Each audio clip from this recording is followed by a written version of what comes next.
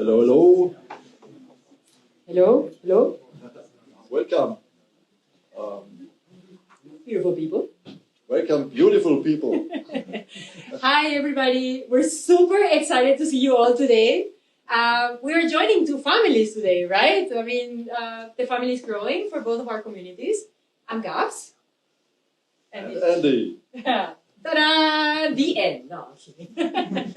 So, I'm Gabs. I'm the founder of XRVienna. And we're actually, well, it's more than me. I want to introduce you a team later.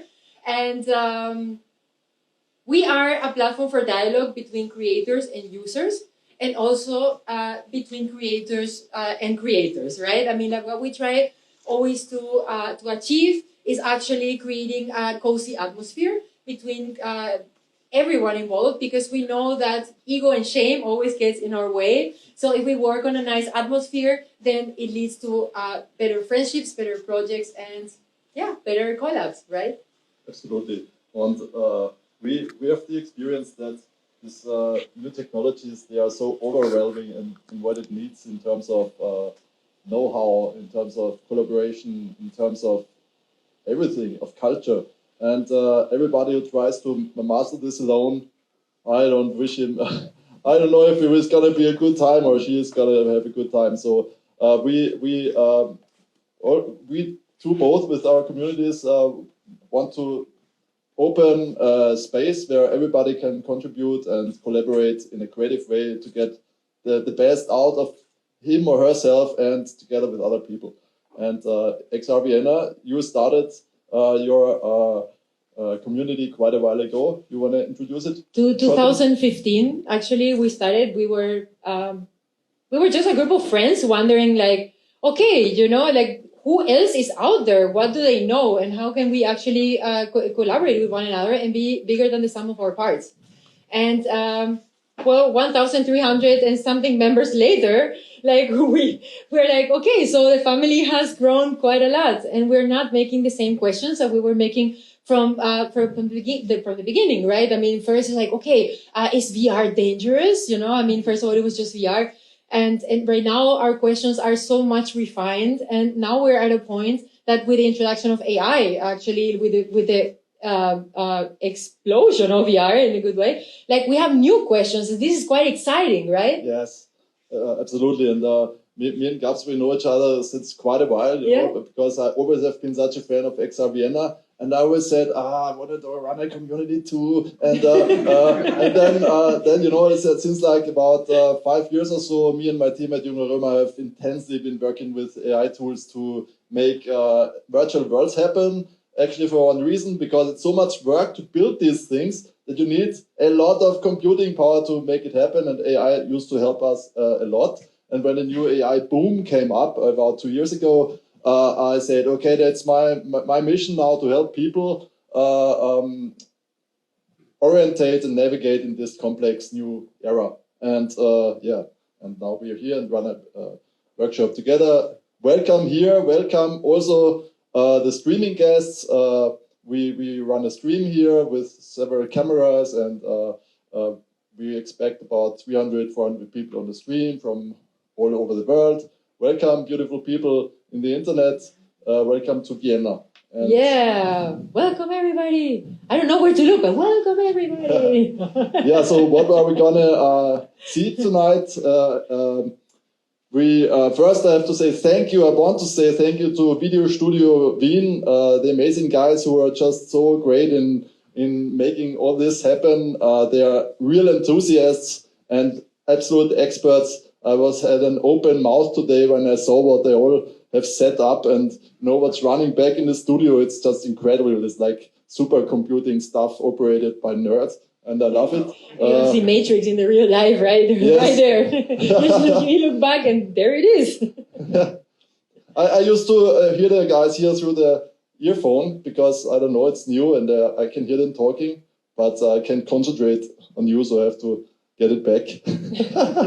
Yeah, okay, so we are welcoming you, and then we have 4 beautiful speakers. Actually, it was just 3, but we have 1 special guest here tonight from Los Angeles, and Then we do a short break to regain focus, and because, breaks are just important. Never forget it.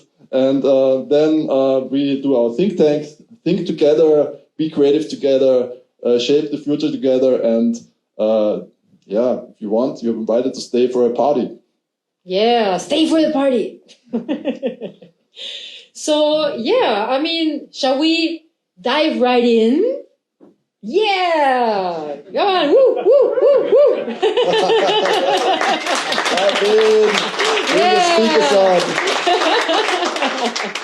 No, really. Let's just throw some questions there. That's no, never mind. Let's throw the questions later, right? We introduce our speakers. Now it's the speakers, right? Yeah, I get creative when it comes to the moderation. You know me already, so I'm like, okay. So our first speaker of this evening is Andrea Balisteri. He's joining us from Italy, from Rome. And he's the COO of AI-XR, an international platform that is committed to propelling the AI and XR industry. You know what? He's going to make this introduction. I'm not going to make it, but I want to tell you something very, very special about these guys at AI-XR. They were actually the first ones who organized the VR Awards. So if they made us feel like the Oscars, no? They're really like the Oscars of VR, and now the Oscars of XR. So why is this important? Because, if we were creators, big and small, we were sharing this room, and we were actually talking to one another, and we could learn from each other. So these guys are really, we have so much to thank them for. So let's welcome Andrea. Yeah, but a second before we welcome Andrea, we have one extra guest who is introducing you to this evening, and it's our cute little guinea pig called Cydia. What's up, Davantgardists? Cydia here, your favorite cyberpunk guinea pig. Welcome to our little gathering in Neo-Vienna, where innovation and creativity collide. We've got a stellar lineup of speakers ready to jack into your neural implants and upload some serious inspiration. But don't worry, I'll be your Zen master throughout the night, keeping you grounded amidst the chaos of the AI revolution. So, sit back, relax, and let's dive into the neon-lit world of cutting-edge tech and artistry. Stay tuned for more updates from yours truly.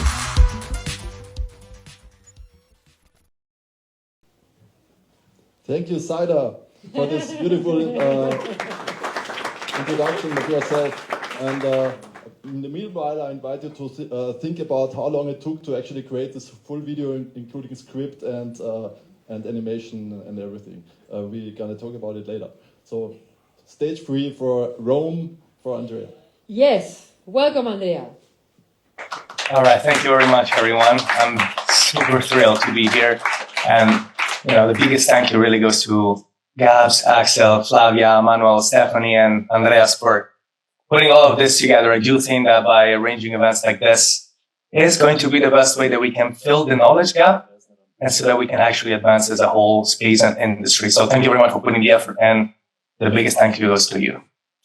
Let's see. I will start by sharing the screen, and so that we can deep dive right into all of this. Okay, so the screen should really be going right now. So AI-XR is a company that's right now, it's uniquely positioned right between AI and extended reality. And we're trying to, bring as many professionals as possible in the industry. We're seeing the two industry emerge as much, very, very much. And so, what we're really trying to understand is what are the challenges that are really going through in this industry right now. And so basically, these are insights that come from the community, from the people that we interact with. We don't have all the solutions, but we understand what are the things that our community, the AI industry and the XR industry are struggling with.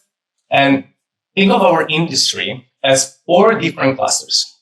And so we have enablers, and think of Amazon with AWS and those huge servers that they upload any type of digital experience on. Or think of the research institutes in AI, so that they they can help us deploy AI in a sustainable and responsible way. Because it can be a threat if it is not well managed. But thank God we have good companies that can help us doing it in a responsible way.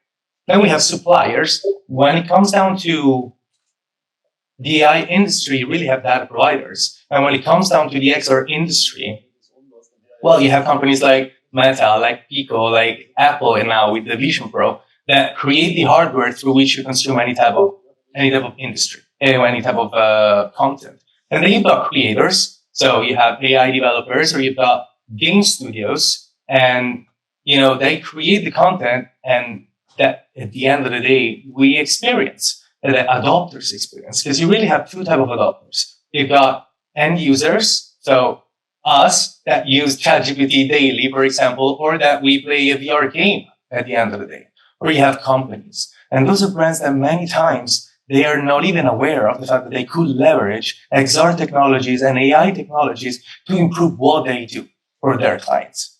And so there is a lot of this awareness issue many times, right?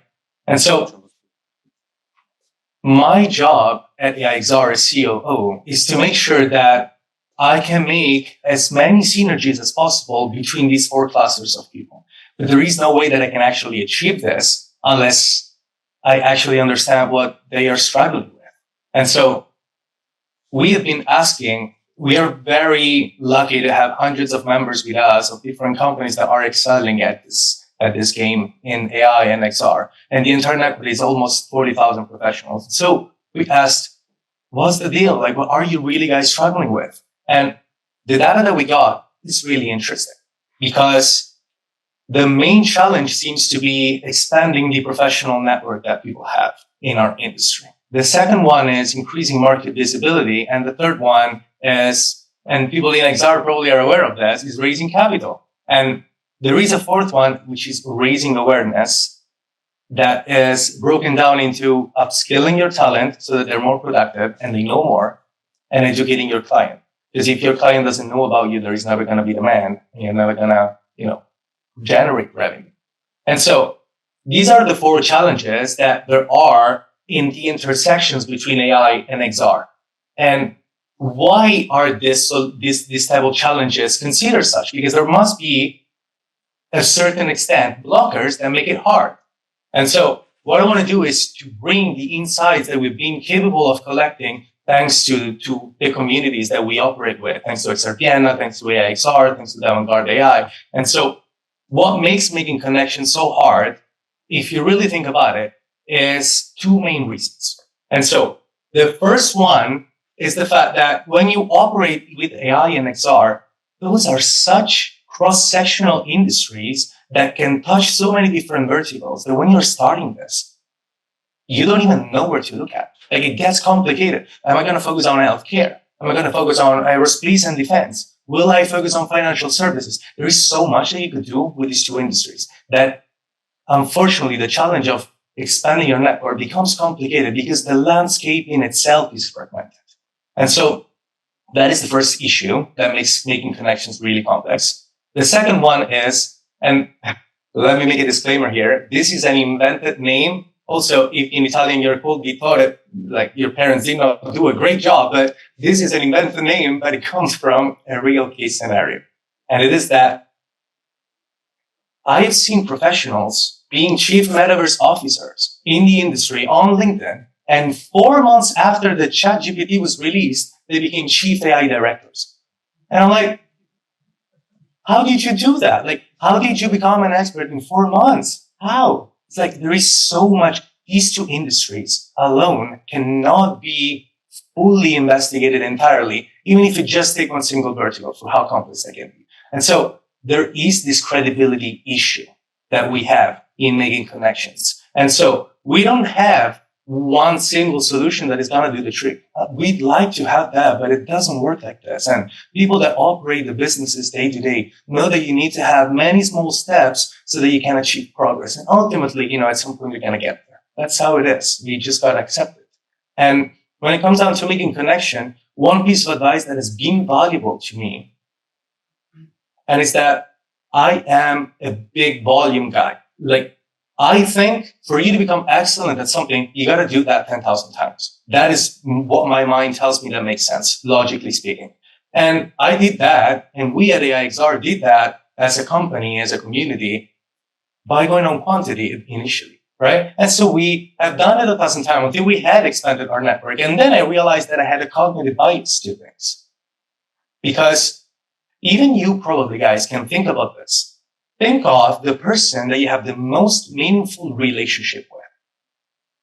That person is the person that most likely you have invested the biggest amount of time. And so my mental framework was wrong because I was thinking you need volume to go on quantity, to have X amount of connections. But truth is that you need volume on approaching things on quality as well. And so that is when I realized I made a mistake, and this has been a valuable lesson that I hope it can be a small piece of advice that you guys can bring with you. Because at the end of the day, you're going to do business with people that you have trust with and that trust you. And the only way that you're going to do that is by investing time. Because trust is scarce. It's a rare resource. It takes time to build, and that's why it's very precious. So focus on quantity initially, get your network, and then focus on quality by investing volume and time into those quality minds that you get to connect with. That is what has been most valuable for us.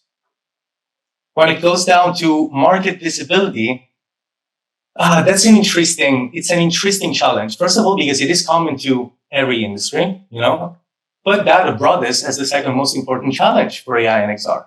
Now, when it comes to AI, I believe it's because right now, it is complex. There are so many tools, so many new softwares that have been developed that it's almost complex to navigate things, right? What is the real deal there? And when it comes down to the XR industry, and when we ask our community, it seems to be user adoption because we have a computer in every house, but we don't have a headset in every house. And that makes it difficult because the market is smaller. And so, of course, there is a market visibility issue. And the other thing for both AI and XR companies is that most of the time you have to spend, it's on educating a client. Because if the client doesn't know what you're doing, they don't understand your product, they're never going to really grasp it. There is never going to be demand. And if there is no demand, you're never going to generate revenue. And ultimately, we're not going to be profitable. So if we wish we could spend that 50% of our time on something else that could be more profitable. But, it gets challenging. And so what is something that we can actually understand as a framework that we can bring with us so that we can actually maximize market visibility? Now, this is something that is according to the best practices. I have taken this from Alex Formosi. You guys should go, and I encourage you to go and see this. There is really some valuable business pieces of content that is really useful. There are really 4 ways that we can increase our market visibility. Given that marketing is actually the act of making known, so going out there and making it in a way that it's highest the likeliness that people have heard of you already. You have to go out there. That's a fact. We cannot escape this. And how can you do it effectively? You can talk one-to-one with people that you don't know, and that is cold outreach. You can talk one-to-one with people that you do know, and that is warm outreach. You can talk one-to-many with people you don't know, and those are paid ads. You can talk one-to-many with people that you do know, and that is content. If your company doesn't have a clear process and structure in place for each of these 4 channels, market visibility is never going to be maximized. It can be. And the additional interesting thing is that you are not alone in doing these 4 activities as a company. You can get people to do that for you as well. You got clients that you can leverage if your product is good. They can do all of this for you. You actually have employees that work with you. You have affiliates, and you have agencies that can actually leverage these same 4 core activities to help you maximize market visibility. And again, there's not going to be one single solution. It's going to be small little things that get us closer to actually solving the challenges that we have in our industry. But I hope that this can be a practical framework that we can leverage long term. When it comes to accessing finance instead, 2 patterns here are interesting that we are seeing based on conversations with investors and people in our community. The XR industry know that raising capital is challenging. We've known this. The market has been slightly stagnant and now is growing back again because there is a new player that has the most loyal customer base on earth, which is Apple. And so the amount of funding that is happening, taking place real time in our industry is growing, and that is very good. On the other hand, in the AI industry, a lot of funding initially, we have seen lots of venture capitalists that are very intrigued and interested. And now, though, there is an additional risk that they need to assess. Because let me ask you this. What if, as a venture capital fund, I decide to invest in your AI company, and 1.5 years from now, regulation will be so heavy that will make it very hard for you to be profitable? The venture capital is going to lose capital. It's going to lose a positive return on investment. It's going to lose money. And so when venture capital funds are assessing companies that work in AI, there is this additional layer of risk assessment that they have to go through. And what is something practical that we can get, that we can share in order for us to have a framework to operate in this industry? I mean, obviously, it changes based on which stage of raising capital you are, whether you are in, pre-seed, series seed, series A, so on and so forth. But when it's short, so before 1 million in revenue, I would say you need to have one product, you need to have one target persona, and you need to have one channel. And that's all they want to see. They want to see crazy many focus on all of this, because the activities that they're going to really measure is how many customers do you have and how many can you bring? How fast can you bring them in?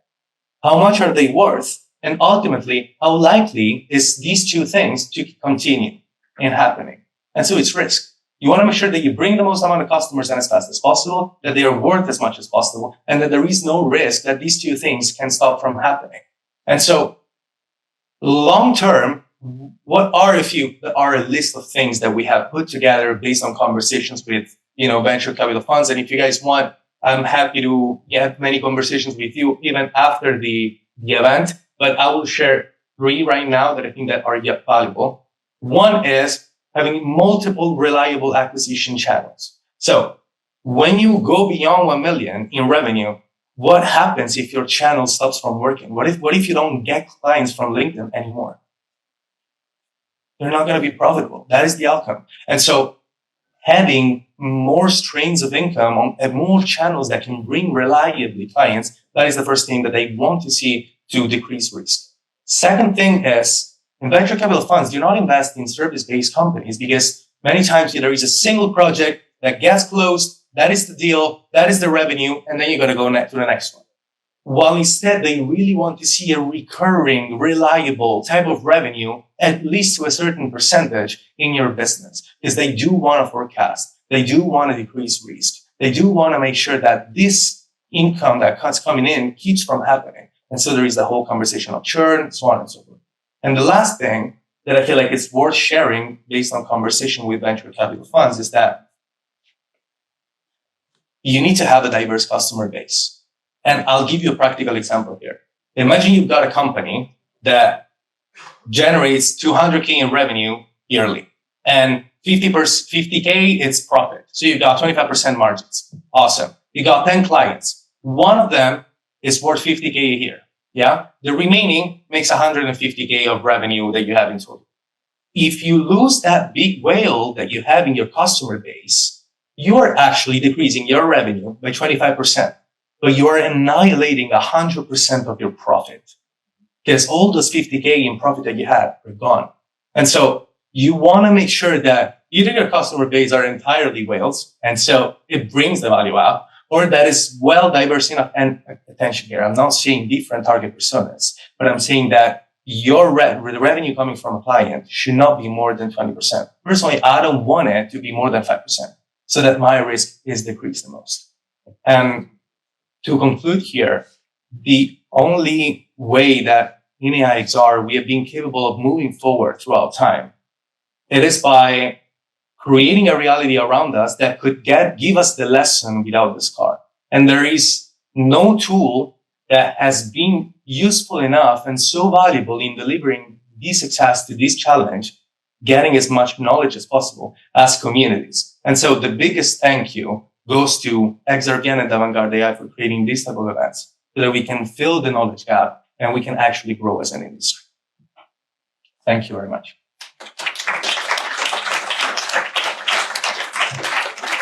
Thank you so much, Andrea.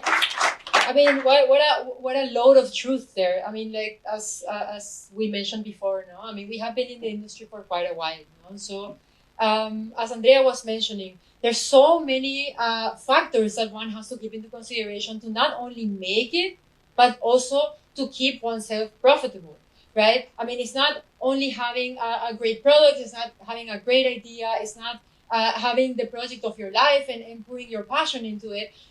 It's so many factors involved. So it's impossible that one person can do this alone, right? I mean, like we can't know everything that there is to know about how to make a business both profitable and meaningful. So this is the main message that we want to convey today: alliances. So not only between us as a local community, as locals community, but also connect on an international level with fellow creators that can put a reality check from time to time, and actually we can compare notes with. So speaking of international connections, we have a very special guest today that is coming from Mexico, actually. So my South American heart is so happy. You know, like my Paraguayan heart wants to say, "Hola, ¿cómo estás?"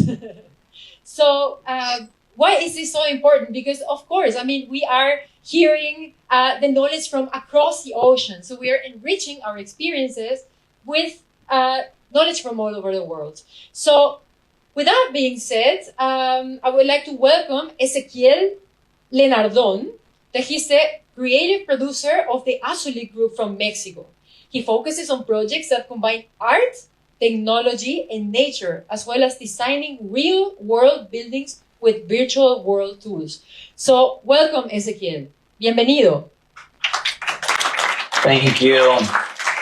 Hi, everybody. It's a great pleasure to be here tonight with you all, sharing experiences, which I also agree is the most important thing that these these spaces generate, to create closer ties and of course, to connect internationally with the world. All right. Today, I wanted to share a little bit what we're experiencing or what we are developing from the AZULIK group. The AZULIK group is an international, inter-creative team of talents from all around the world, based in Tulum, Mexico. And this organization was created and founded by Roth, a multidisciplinary, creative visionary who has been creating different type of excelled experiences, from hospitality to architecture, design, innovation, and as well in audiovisual production.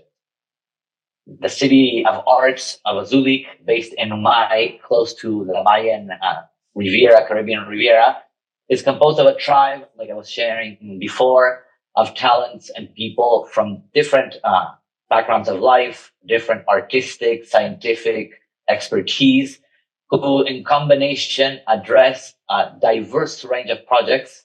And today we are going to be focused on just a few because time is very limited. So we can start beginning with a question of what is real. This is something we ask ourselves every day in the different activities that we develop, because as well, the community of creatives works in a very, very horizontal way. And we're receiving feedback from audiovisual artists, culinary artists, experts in communication. So it's really as well a very rich process that we go through. To begin with, I would like to speak about Roth Architecture. It's an architectural firm dedicated to avant-garde architecture, and they're developing projects in several parts of the world. And we'll do a small review of how the architectural department is innovating with AI tools for the project that they've developed. So first of all, one of the pillars of the organization, the main pillars of the organization is projects that connect nature, ancestry, and art. So at the first intervention of a project, naturally the team will start exploring what is out there, what is part of that physical world where a building or a construction will have to be made. So definitely closing in on natural aspects of the geography, to create digital landscapes. And this is as well where the XR team and the architectural team contribute to collaborate, because something that for the client is super important is that the terrains or the geographies are exactly the same as they naturally are. So we've been developing different tools in order to recreate a virtual twin of some of the most majestic natural spaces possible. Another interesting feature about the architectural department is that it links its architectural design following patterns that we find in nature. So as well, we're not only our creative team, but we're also using technology and AI as well to detect, map, and find patterns and lines and symbols to extract these shapes and later bring them into our design system that we try to innovate all the time. So in this case, we are using the tools to, in this case, what we're seeing right now, how a simple sketch can easily or fastly be replicated in a volumetric aspect is super important for visualization in a very quick way.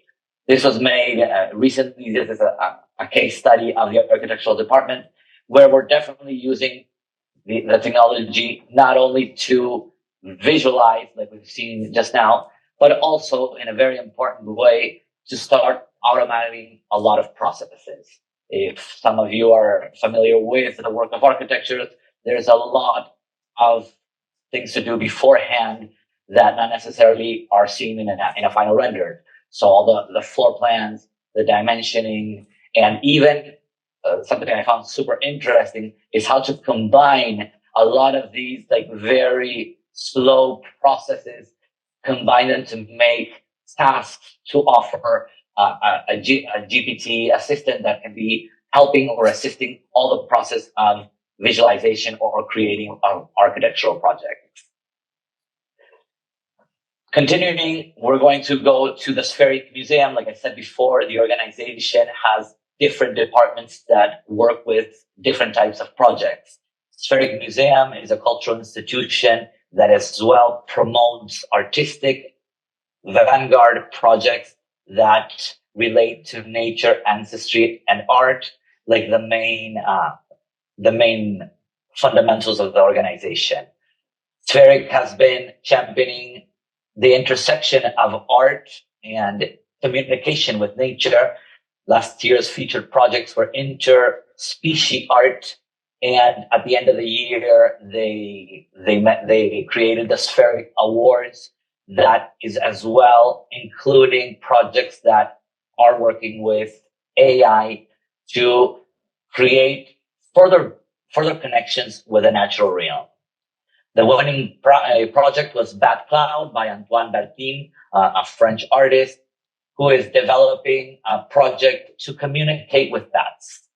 So using artificial intelligence, it will not only be recording the language and the sound of the bats and their environment, but as well, it will be trying to generate a communicable language for humans and visitors to visit the installation that will be in a site-specific park created by the Spheric Museum, an outdoor park.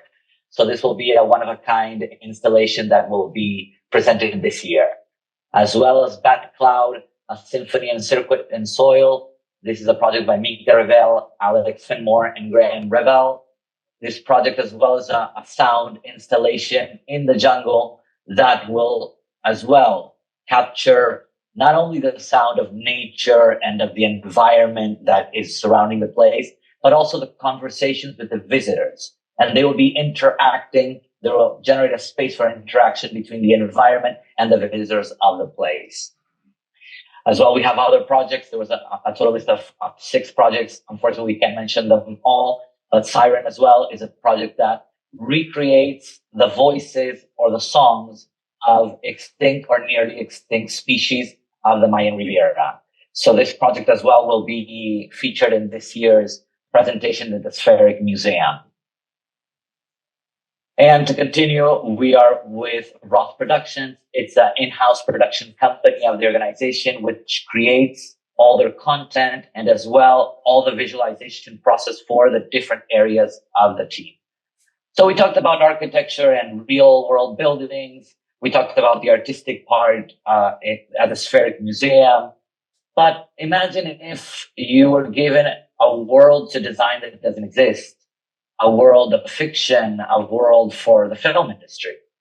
And this was a very curious moment of time for us because we were always worried about the viability of the construction or if we had to really make it in a time frame.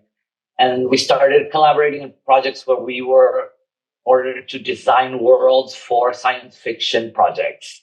This is the case of the Free Fall Saga by Vince Gerardis and produced by Starling and Rough Productions. It's a sci-fi series based in a distant universe, and it was a great pleasure to be part of this design process. So here we were using AI, and we are using AI for different reasons. And you can see to the left, we have a sketch of what the concept idea was that we wanted to achieve. And on the right, we have a very graphic visual that we were able to obtain thanks to AI.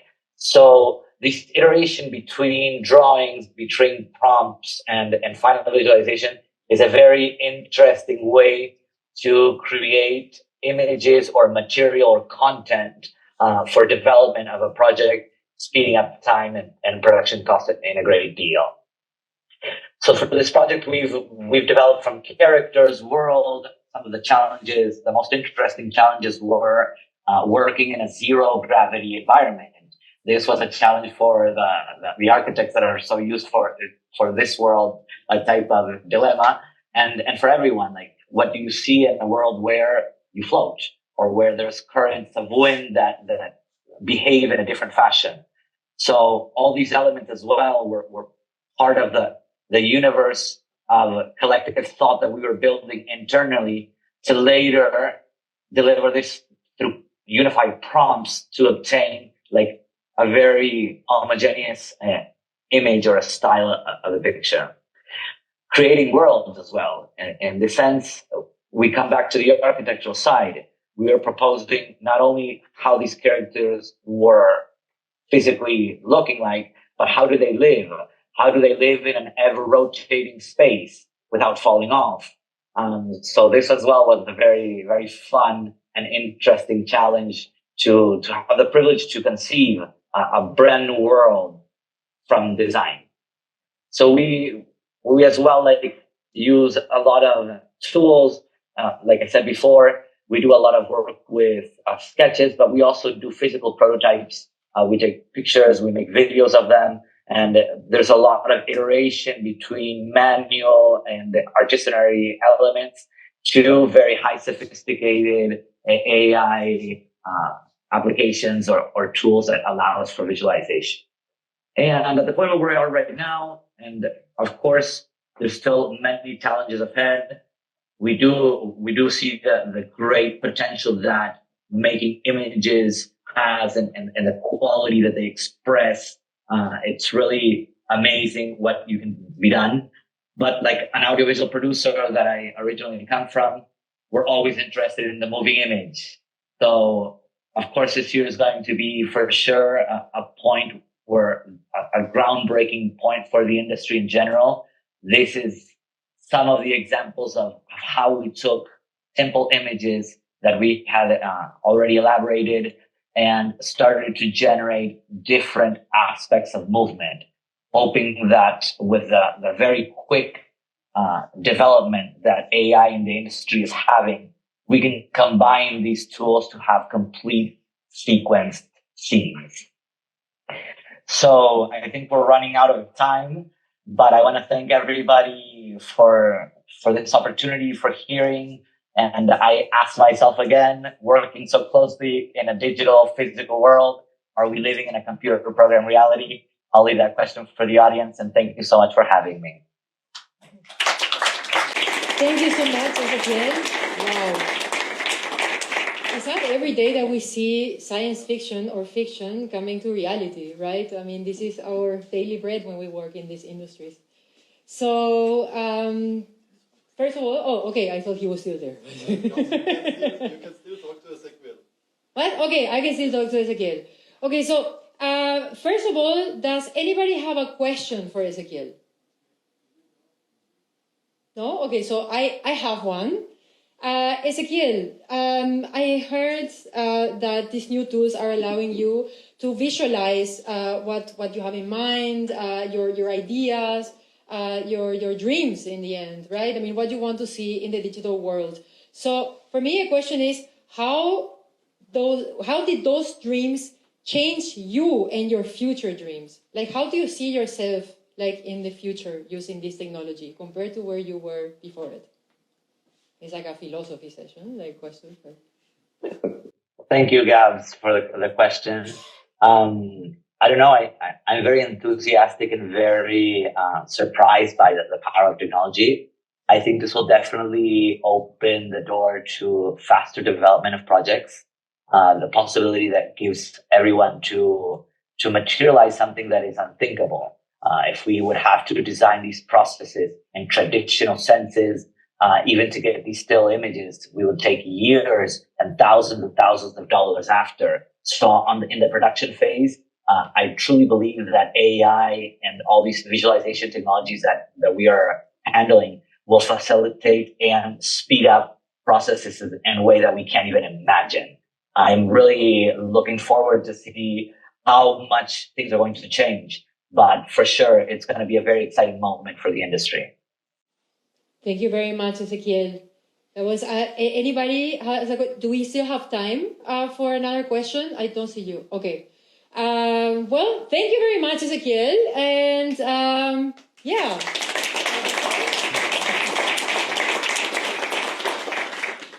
Now we enter a very special moment of the evening.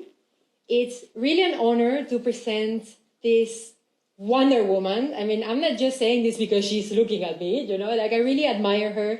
Like she's one of the founding members of XRVienna actually. And I had the privilege of seeing her work in VR.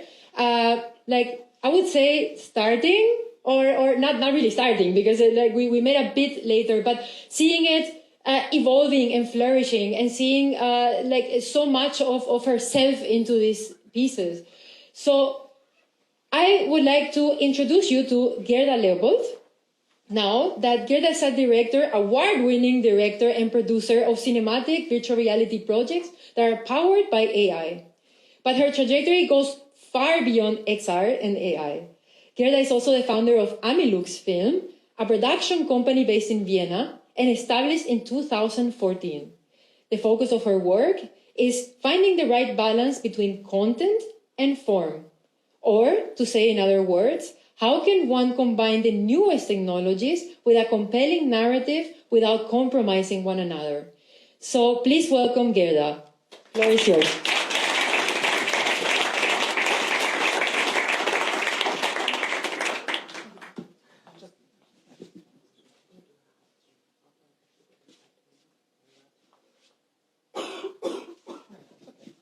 So, yeah, I just had a technical question. Anyway, thank you very much. Thank you very much. I'm very honored to speak here tonight, and I'm speaking about our project, Schiele, a personal encounter. My colleague Sebastian is also here. Please welcome him too.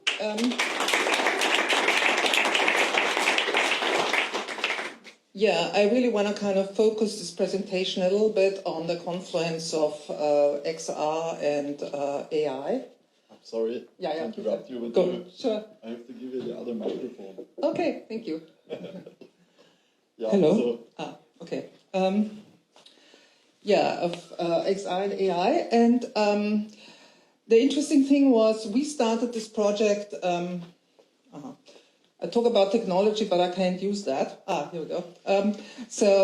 We started this project it started off somehow in 2019.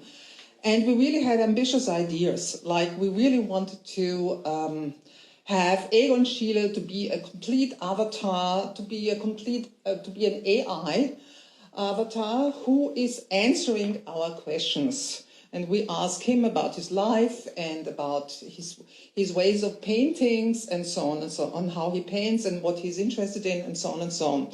It was a very ambitious idea, and we went off to the Fraunhofer Institute in Berlin and presented very proudly this idea.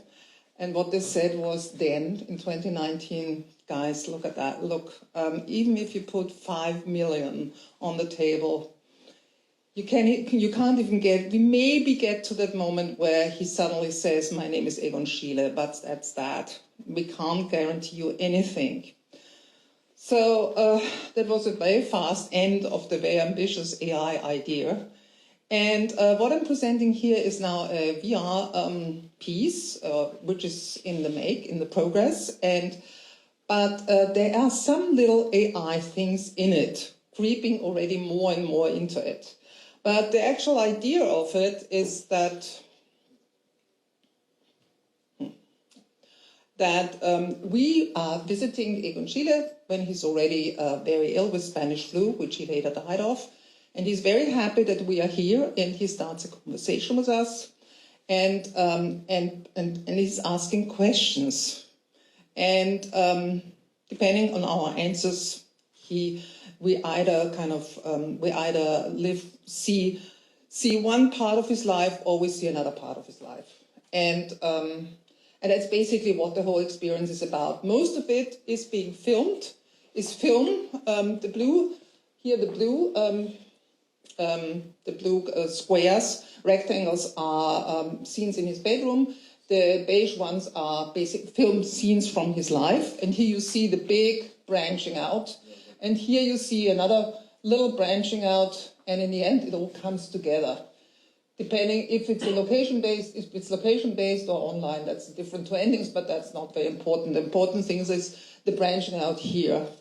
And so this is, here we go. So the technical specifications,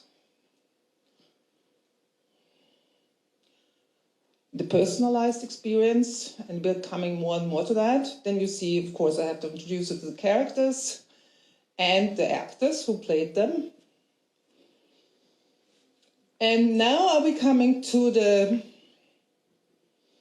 immersive world of his paintings, because you cannot really show in a 360 space artworks just as you see them in normal films. You really have to think of other things, how to present them.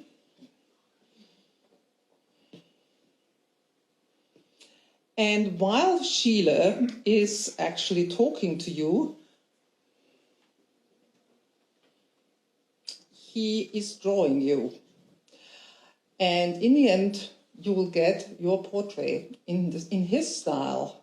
And you can take it, it will be printed, it will be printed out, and this print you can take home. And here you have for the first time an AI. Because before you enter the experience, you will be photographed, and then you see, and then at the end of it, it will run through all this kind of, through this program, which you see here, and then from the photograph, it will turn into a Schiele-esque drawing. And this is I'm very happy that this is happening, and I'm very glad that Steffi Meisel and her team are helping us with that. And here is the second AI, is that in one of the things is you are able to, one of the little games in this experience is that you can paint your own painting. This image is now also created with an AI. A little part of it from here to here was an original Schiele painting, and everything else was created by generative filling in Photoshop. But of course, also with the help of normal Photoshop again, because you sometimes, when you do generative filling and you kind of write into and you're commanding, please, here is the sun should have rays, please, the rays should be pink. What happens? You get a ball of pink wool, and then you have to destroy that level again, and then you kind of have to start anew. And sometimes it's much easier to kind of, put all the levels, kind of melt all the levels together, work on Photoshop, and then start again with AI and generative filling. But what it also does is you can, here's the hyperlink, well, which I don't know how that works, but it doesn't matter, I can explain it to you. In the experience, this image will be all around you in a 360, and it will be completely saturated. It will be pretty saturated, and you can basically paint the image in various colors. And what's happening is that in the end, after about 2 minutes, it will stop.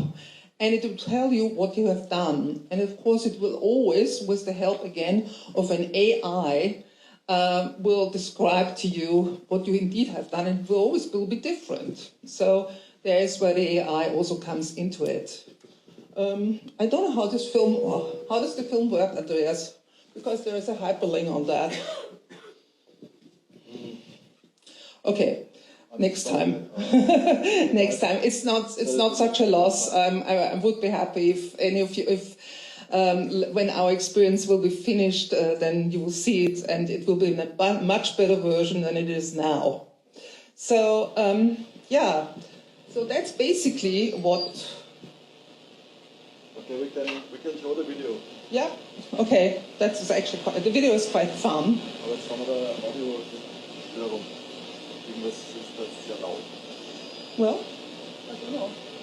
Yeah. Is there an audio on this? No. No? Das klingt nicht gut. Jetzt ist wieder aus, bitte.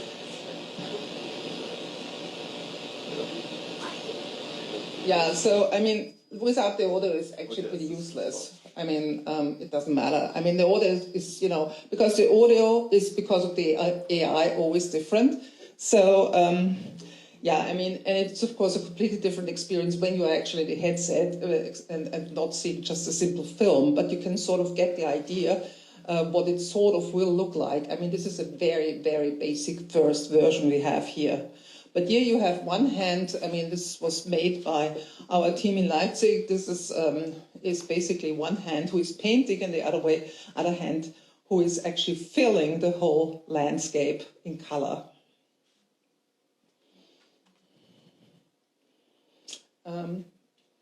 Can we move fast forward here? Oh yeah, maybe. Oh yeah, yeah. I'm not sure. Yeah. I have now switched to nighttime, and now I switch back. And now actually, the AI in the sound, the AI can't do it because I made it too late into the kind of different daytime, and so it's still describing the nighttime, which is actually quite funny. The failure of the AI here.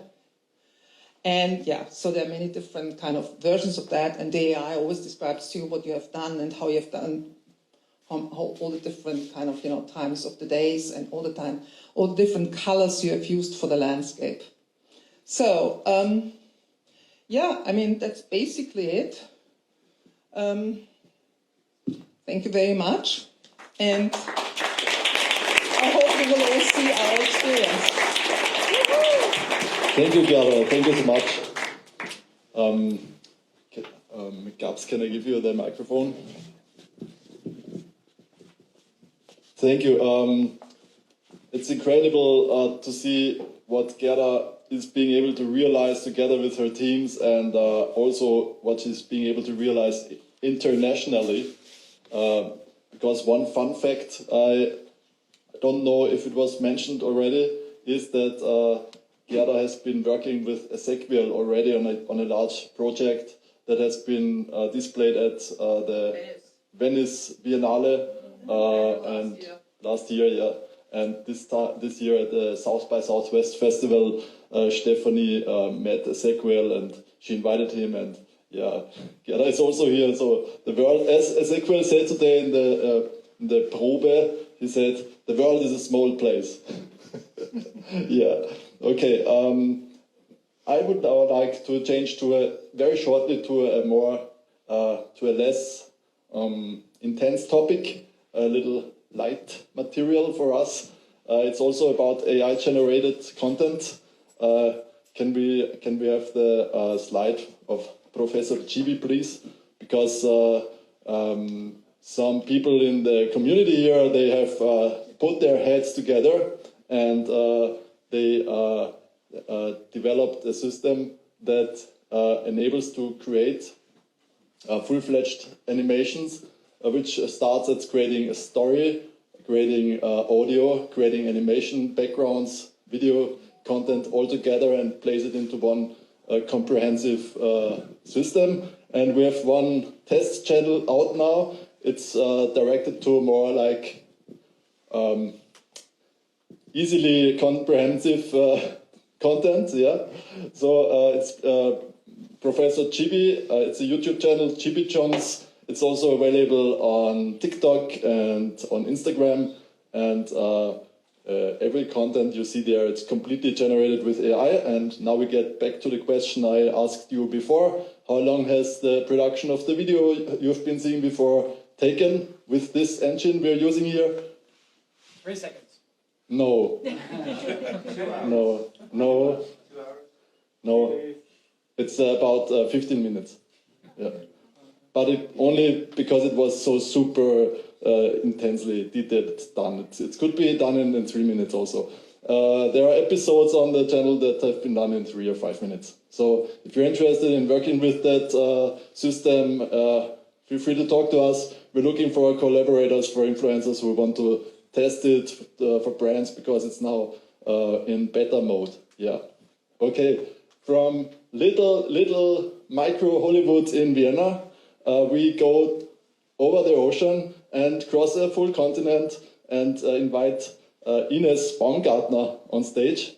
I know Ines from...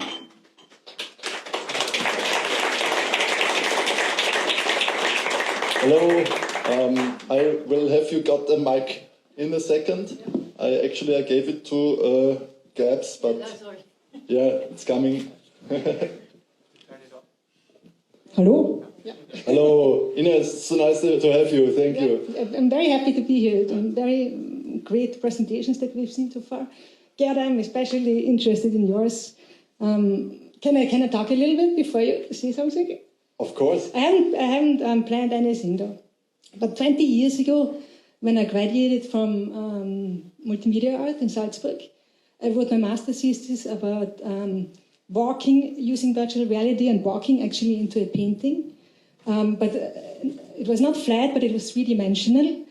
And it was just an idea. And back in the day, virtual reality, there was no AI, didn't exist at all. But I got super excited by it, and then it took 20 years to get to this point where we can use virtual reality and AI in a much bigger way. Yeah, that's why I'm excited to be here, and especially excited about the Gerda's project. Yeah, thank you. Ines and me, we studied together in Salzburg 20 years ago, and we kept a little contact via LinkedIn and so. And about 2 years ago, we found each other again, having fun with Midjourney when it came out, because she showed me some hot prompts from Hollywood, and I spent nights with her material she gave me. Yeah. And now you've been writing that you are here now, and it's incredible because Ines, she really made a career, you know. She has been the post-production supervisor. What's it called for Dune? Post-supervisor, post-visualization supervisor. No, sorry. I was not the supervisor. I was the post-visualization lead. The supervisor was actually the founder of the company that I'm working at right now, Nick Markel. Yeah. Yeah. So you've been working for really like high-level creative work for films like Dune and other big Hollywood movies we all know and we all admire. And I'm a really big Dune fan, and as you have been working together with Denis Villeneuve, Denis without E. Without the E. Rename. Mm-hmm, yeah. Do you want to tell something about your work with this director? yeah. So that was a while ago. So it was not that I worked on Dune Part 1, not on the recent one, not on Dune Part 2, and that was right before COVID hit in 2019 at Legendary Pictures in Los Angeles. It was a very small team there. There was Denis Villeneuve, the director, Paul Lambert, the visual effects supervisor, the producer, I think Denis' wife, who is an executive producer, the editor, and I think a very small post-visualization or visualization team and compositing team there. It was very eclectic, so there were people from all around the world. Denis is Canadian. There was another supervisor there who was from Switzerland, I believe. I'm from Austria. So yeah, it was a very eclectic, but relatively small team. So on site, but there was, of course, there were a lot of people working on those movies. There are a lot of vendors. There are thousands of visual effects people involved in those movies. But how a day usually looked like was so sitting in front of the computer, getting in my task. Like we're helping them to visualize certain scenes. We are watching, sometimes in the screening room, we're watching an edit, and Denis asks, so he says something is missing in the story, how can we make the story better? And then there's the pre-visualization team that is usually there, and I was part of the pre- and post-visualization team that helps tell the story, that figures out how can we help it, how can we help tell the story so that that it's better. There was, for example, I can give an example. We worked on the attack on Arakin. That was our main sequence that we worked on. And so there was the question, how fast are the bombs falling? Where can we set the camera? How can we compose shots? How do turrets, so cannons, come out of the ground? How fast? How do they look? How can we visualize them? We worked a lot on the Ornithopters, if anyone knows that, those helicopters that are flying. How are they flying? Which paths? How are we composing them into the scene? There's a lot of we're doing a lot of composing shots. Then we go into a daily, so we have a daily reviews. It's Denis and the editor was there sometimes, and the supervisors. You get the notes, and you also see all the shots that come in from other vendors. So I don't know if anyone knows a little bit of visual effects companies, but there's the Negative, Motion Picture, Trickster, all the big companies send in their dailies, so the shots, and the director looks at them, and the visual effects supervisor, and they give notes live, and then they get sent back. And then we go back to the table and we work on it. Wow, incredible. And then I sit in the cinema and get shivering skin for hours. Thank you so much for that. I know it's hard work to do, but hey, as we are here talking also about AI, you've been mentioning some actual ongoings in Hollywood. There are union negotiations going on, and also you have certain regulations regarding AI usage. Can you tell a bit about that? Well, at the company that I am right now, it's called the Third Floor. It's the biggest visualization company in the world, as they say. Let's say Los Angeles.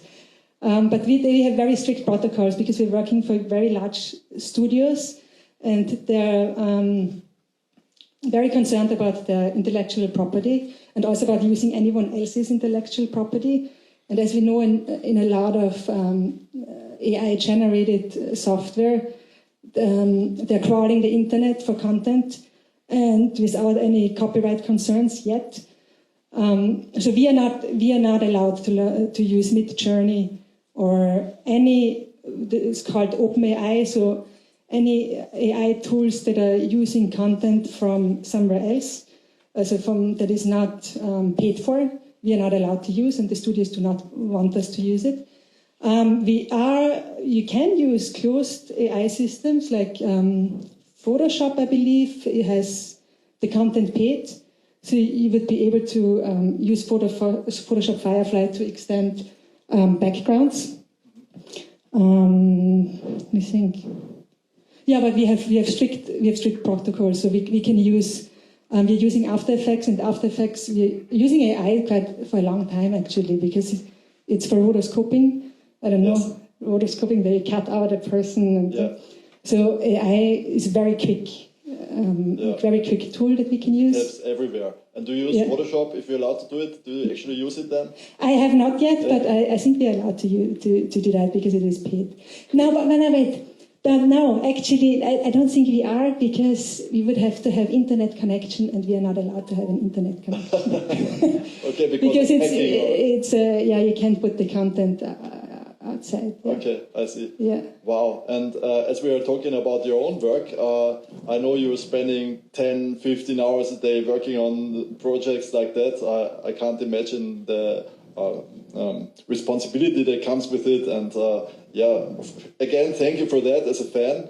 But you also spend some time as an independent artist if you're not working on Dune or images like that.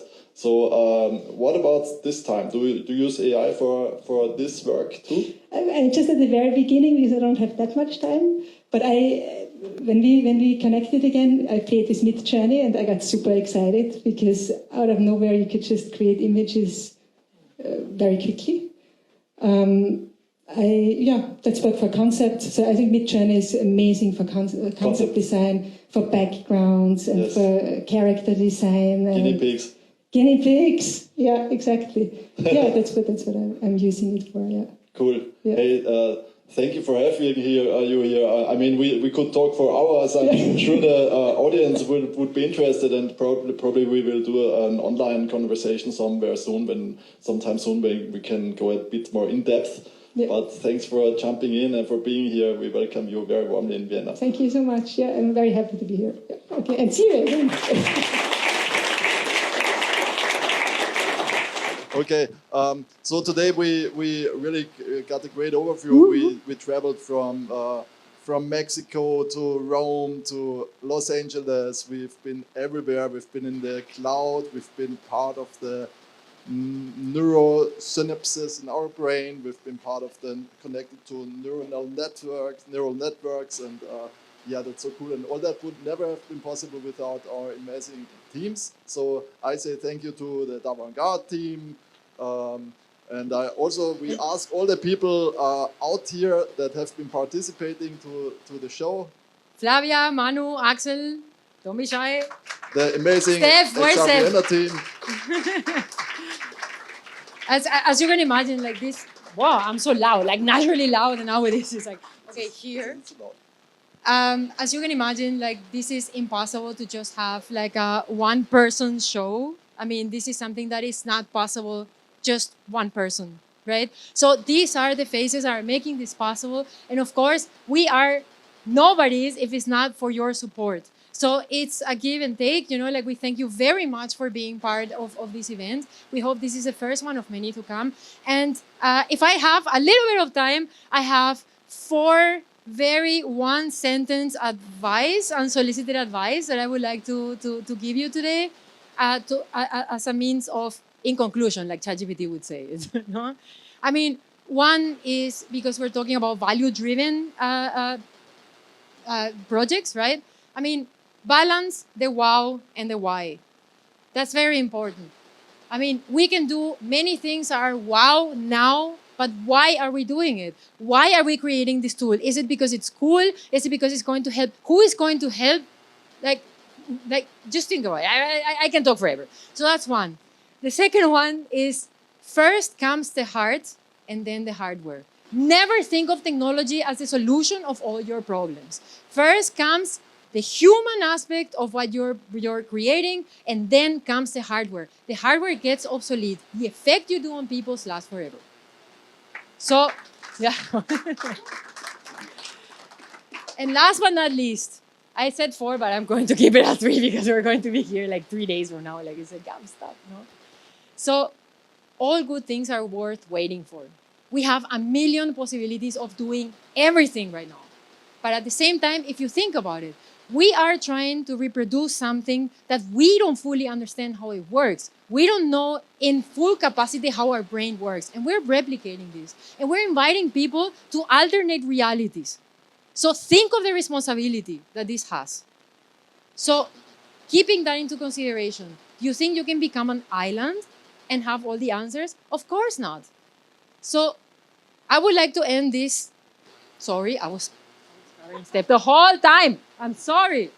There. Join like-minded people and also not like-minded people. Have your ideas discussed. Have your ideas challenged. And the best way to do that is join a community. Join a community. That's the easiest thing that you can do. I mean, probably you're going to hear a lot of things that you don't want to hear about. Maybe your idea wasn't great after all. Or maybe it's amazing. But you will never know until you try. So thank you very much for being here today and enjoy the party. Yeah, thank you.